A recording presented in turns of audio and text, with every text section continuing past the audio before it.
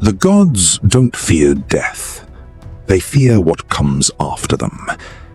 They rule the heavens. They command the dead. They hold the fate of entire worlds in trembling hands. And yet, there are forces so ancient, so absolute, so far beyond reason, that even the mightiest gods go silent when these names are spoken. Not cautious, not careful, silent. These are not myths of power. These are myths of terror. And the most unsettling part? The gods knew exactly what they were afraid of. Let's count them down. Number 10. Apep, Egyptian chaos serpent. Picture this. Every single night, the sun god Ra descends into the underworld. And every single night, something is already waiting. Apep was never worshipped. No temples, no prayers, no offerings. He existed before creation, before order, before the first sunrise ever split open the sky. He was not a deity who rose to power. He was the reason power had to exist at all. Every night, Apep attacked Ra's solar barge, and every night the gods fought alongside Ra, not for glory, to survive until morning. Set, Bastet, all of them, side by side, holding back something that should not exist. The Egyptians performed rituals every single day to weaken him. They burned effigies, they spat on his name, they cursed him into the earth. Because every night he came back. He cannot be killed, he can only be delayed.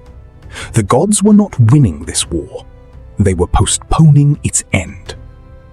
Every sunrise was not a victory. It was a warning. Number 9. Hecate, Greek goddess of witchcraft and the crossroads. She moves between worlds. That alone should frighten you. Hecate is older than the Olympians. She holds dominion over magic, the dead, and the crossroads. The places between places. The thresholds where the living world bleeds into what comes after. Picture a goddess who walks through death the way others walk through doors. Comfortable, familiar, unhurried. When the Titans fell and their power was stripped away, Hecate kept hers. Zeus allowed it. He did not take from her what she held. Because he knew he could not. She carries 2 torches through the underworld and the living world alike, seeing both with the same cold clarity. She knows what is hidden. She knows what was buried. She is the goddess of things that were never meant to be known. The gods avoided crossroads at midnight, the 1 hour when her authority is absolute. She was not feared because of what she might do.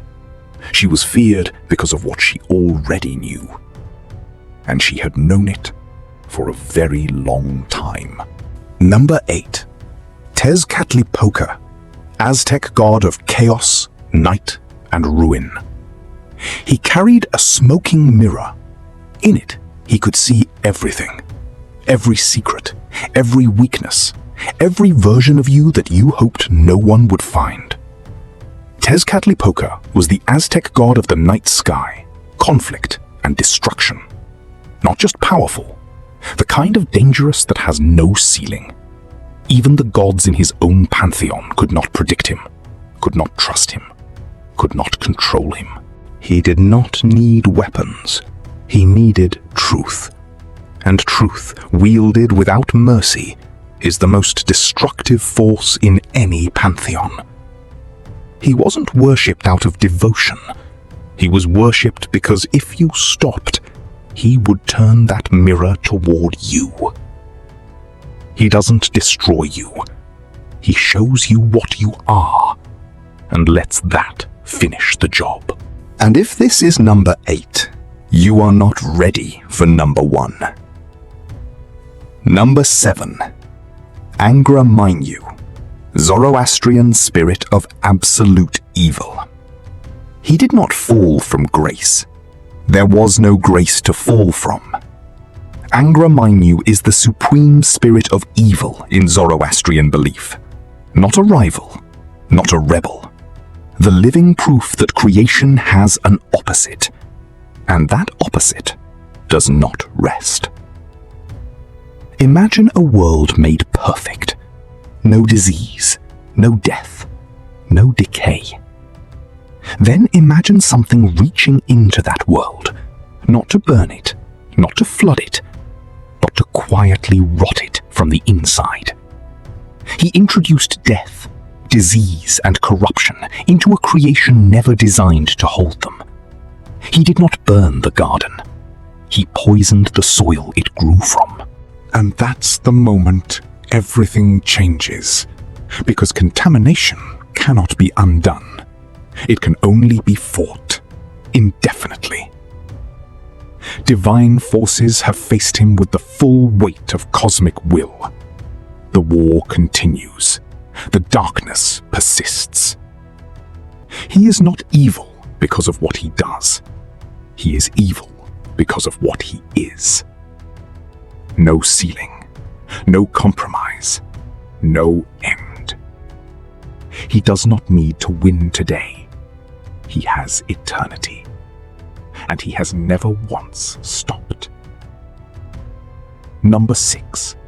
Nyx, Greek primordial night.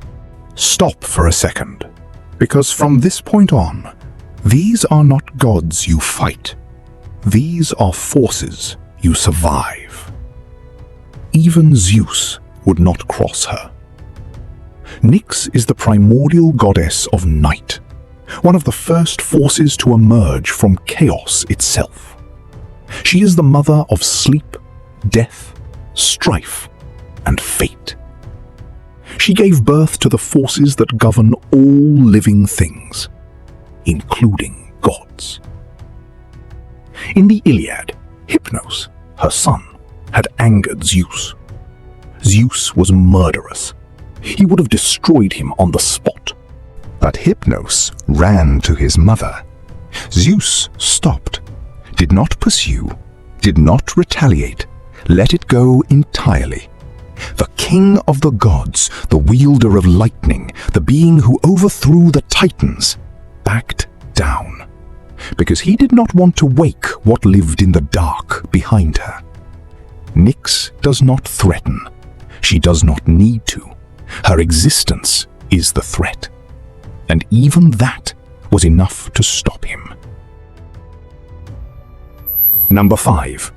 Odin, Norse god of war, knowledge, and what comes after.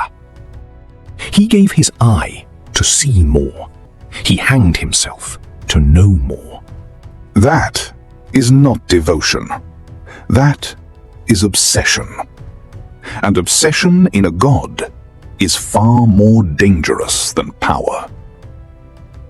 Here is something to consider. If Odin chose you for battle, you would feel honored. You would feel chosen. What you would not realize is this. He already decided you were not coming back. He needed your death more than your victory. And he said nothing. He already knows how the world ends. He has seen Ragnarok, the death of gods, the collapse of the cosmos, his own destruction. Specific, inevitable, decided. And he is still here, still gathering, still moving toward it. He is not a god of loyalty. He is a god of outcome. A leader who sees the apocalypse and keeps walking is not fighting for victory. He is fighting for something no other god has the stomach to name. Number 4. Kali, Hindu goddess of uncontrollable destruction. She was summoned to save the gods, and then she could not be stopped. Picture a battlefield already lost. The demon Raktabija cannot be wounded. Every drop of his blood that hits the ground creates another demon. The gods are drowning in enemies. Every attack makes it worse. Every wound multiplies the threat. So they called Kali. She consumed them all, drank the blood before it could fall, won in moments. The gods exhaled. And then she kept going. Lost inside her own power, killing without pause, without target, without end. The gods panicked. Nothing reached her, nothing slowed her. Finally, Shiva lay down in her path. She stepped on him, and in that single moment of recognition, she stopped. Not the demons, not the war. The part that shattered the other gods, she almost could not stop. They had summoned something they were no longer qualified to contain. She is not evil. She is beyond that category entirely. And that is so much worse. Number 3. Shiva, Hindu god of destruction and the end of ages. He is not the enemy of creation. He is the reason creation can begin again. And that distinction makes him the most dangerous being in the cosmos. When Shiva's third eye opens, civilizations are incinerated in an instant. When he performs the Tandava, his cosmic dance of dissolution, imagine the entire universe vibrating at a frequency it was never built to withstand. Not shaking, unraveling. Age by age, thread by thread, until nothing remains. Even Vishnu, the preserver, the god whose entire purpose is to maintain what exists, yields when Shiva's moment arrives, because preservation has a limit. Everything does. The other gods do not fear Shiva as an enemy. They fear something more absolute, that his role will simply require him to turn in their direction. Not out of anger, not out of malice, because it is time. And when it is time, there is no argument, no plea, no door left open. There is only what comes after. And when it reaches them, even the gods go silent. Number 2. Erebus, the darkness beneath all things. Before the gods, before the titans, before the first word cracked open the silence, there was darkness. Erebus is the primordial deity of darkness in Greek mythology. Not night, darkness itself, the total, absolute absence of light. He emerged from chaos before almost anything else, and he has never left. He has no myths. He does not scheme or rise or fight. He simply exists, always, underneath everything.